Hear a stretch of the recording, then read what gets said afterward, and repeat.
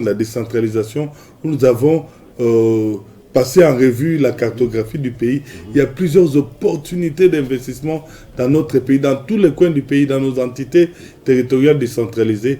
Et à Genval, nous présenterons cela aux investisseurs éventuels de la diaspora du Congo et des amis du Congo qui seront nombreux à ces grands rendez-vous. Et ces assises seront tenues en quelle période exactement? C'est du 1er au 6 février 2022. D'accord. Et pourquoi vous avez choisi Genval comme lieu où va se passer ce forum? Vous savez, notre économie va très mal depuis des années. Le Congolais n'est pas maître de son économie. Donc c'est un combat que nous voulons mener. C'est à partir de l'extérieur que nous devons nous préparer pour cette descente. Et nous avons pris ce cadre historique. Plusieurs forums économiques se passent à Genval.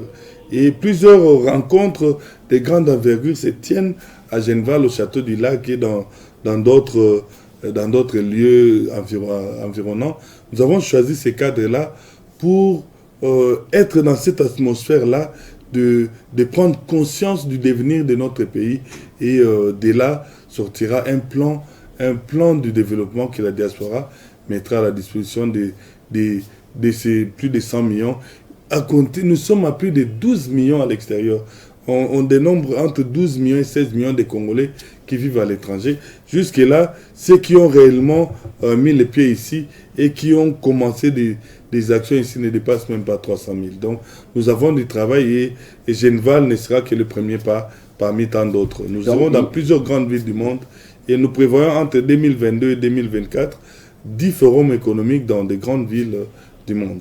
Donc, une activité qui va réunir plusieurs Congolais de l'étranger qui viendront de partout, de l'Asie, de l'Amérique, même de l'Océanie. Même de l'Océanie aussi. Alors, mais là, que visez-vous exactement?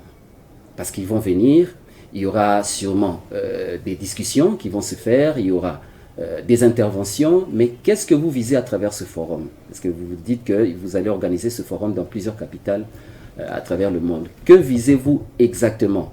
Et là, je vais poser une sous-question, parce que, on comprend que notre pays, même avec les bailleurs de fonds, a sollicité plusieurs bailleurs de fonds, et voire même des partenaires traditionnels pour demander des financements. Que pensez-vous, ou quelle démarche pensez-vous faire différemment de ce que le gouvernement a déjà entrepris? Et quelle garantie donnez-vous